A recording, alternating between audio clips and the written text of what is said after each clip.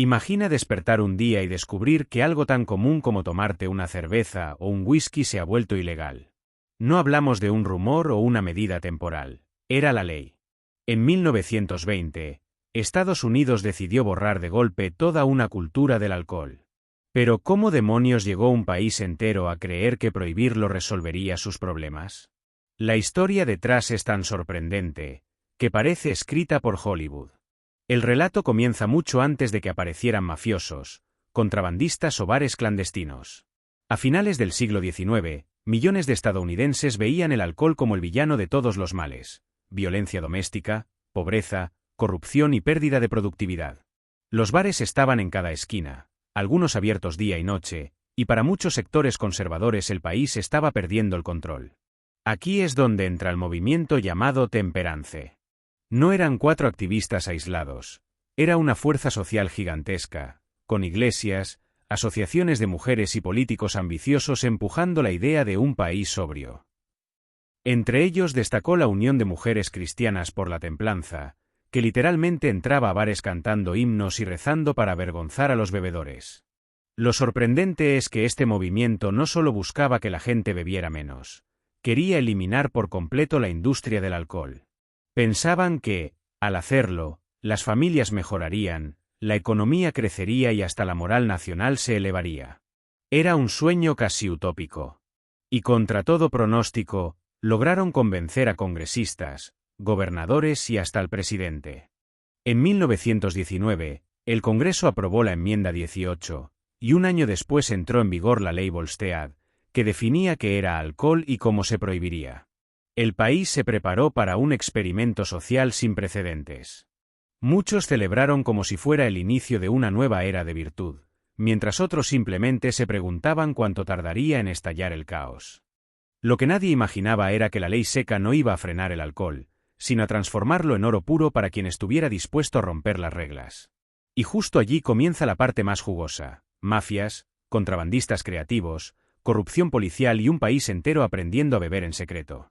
La llamada década seca sería cualquier cosa menos sobria. El día que empezó la ley seca, miles de estadounidenses ya estaban preparados. Habían comprado todo el alcohol posible antes de que la ley entrara en vigor. Las bodegas estaban llenas, los sótanos se convertían en pequeños bares domésticos y más de uno aprendía a destilar sin saber diferenciar un alambique de una olla.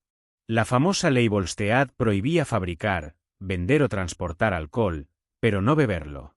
Así que nació una cultura de consumo clandestino.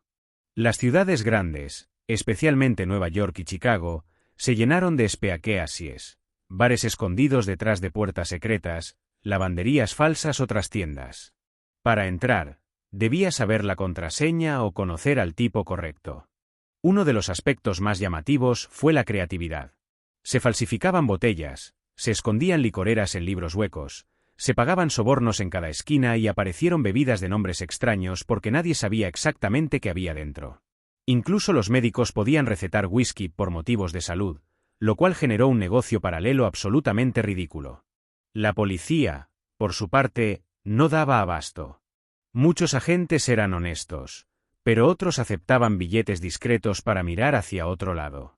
Se estima que, en algunos distritos, la corrupción alcanzó niveles nunca vistos. Para el ciudadano común, la ley se convirtió más en un juego que en una norma seria. Las anécdotas de la época son tantas que parecen cuentos. En Nueva York, se decía que una mujer llevaba una petaca escondida dentro de la liga del muslo y servía tragos con un pequeño grifo. En Detroit, los contrabandistas cruzaban el río helado desde Canadá usando coches reforzados para no caer al agua. Y en Chicago, la oferta era tan abundante que algunos bares servían más alcohol que antes de la prohibición. Todo esto creó un ambiente peculiar. El país vivía oficialmente en abstinencia, pero en la práctica estaba bebiendo más que nunca. La ley seca, en lugar de frenar el consumo, generaba un desafío constante que solo aumentaba la fascinación por lo prohibido.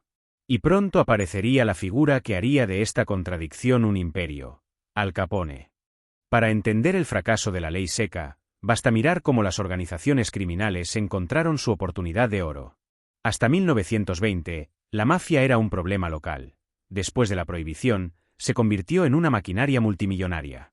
Controlar el alcohol ilegal era tan rentable como hoy lo sería controlar el petróleo. El más famoso, por supuesto, fue Al Capone. Este joven de Brooklyn terminó dominando Chicago gracias a una mezcla de carisma, violencia y contactos políticos. Su operación generaba decenas de millones al año. Restaurantes, casinos, destilerías clandestinas. Capone tenía tentáculos en todo. Pero Capone no era el único.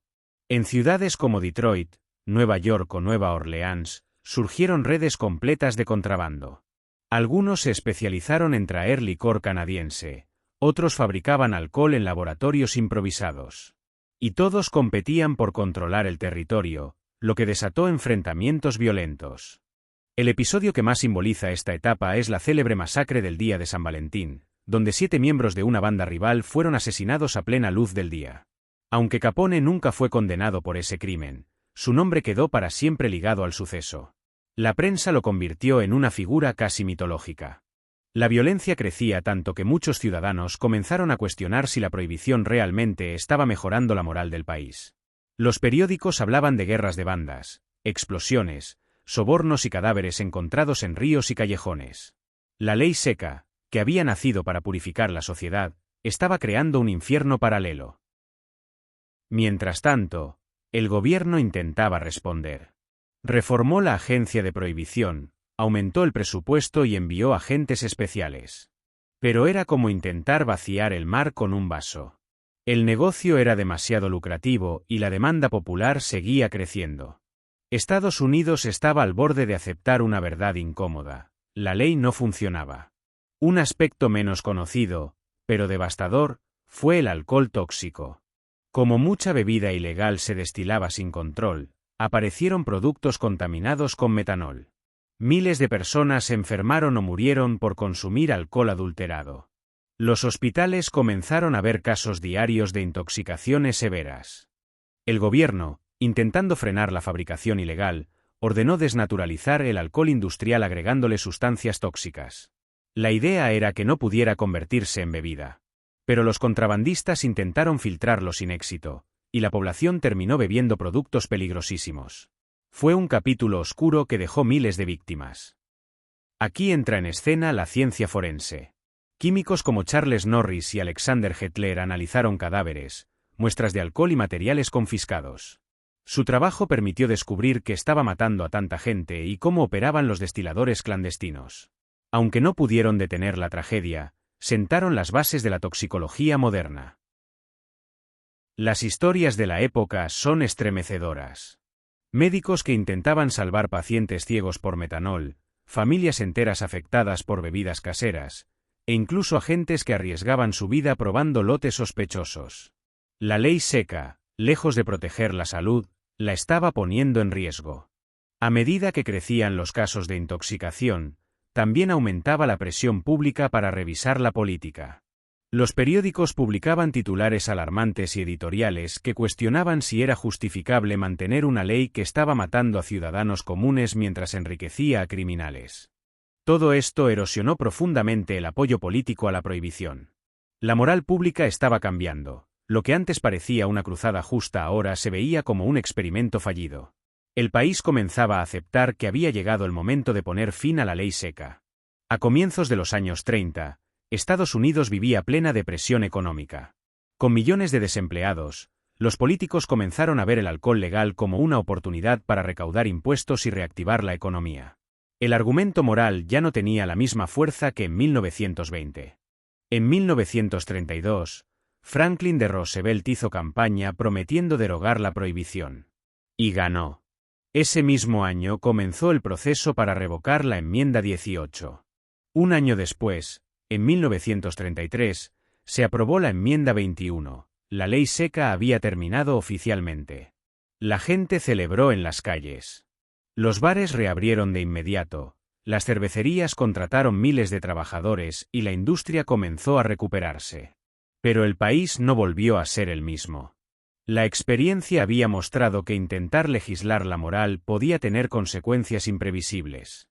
También dejó un legado criminal. Las mafias construidas durante la prohibición no desaparecieron con el alcohol legal.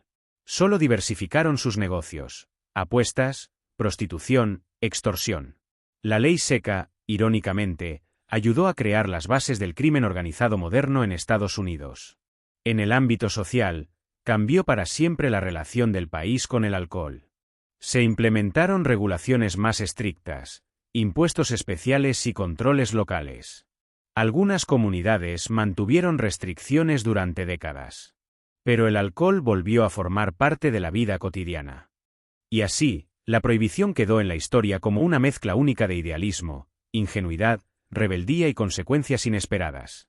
Fue un experimento gigantesco que reveló mucho sobre la naturaleza humana. Cuando algo se prohíbe sin consenso real, no desaparece, simplemente se esconde, crece y se transforma.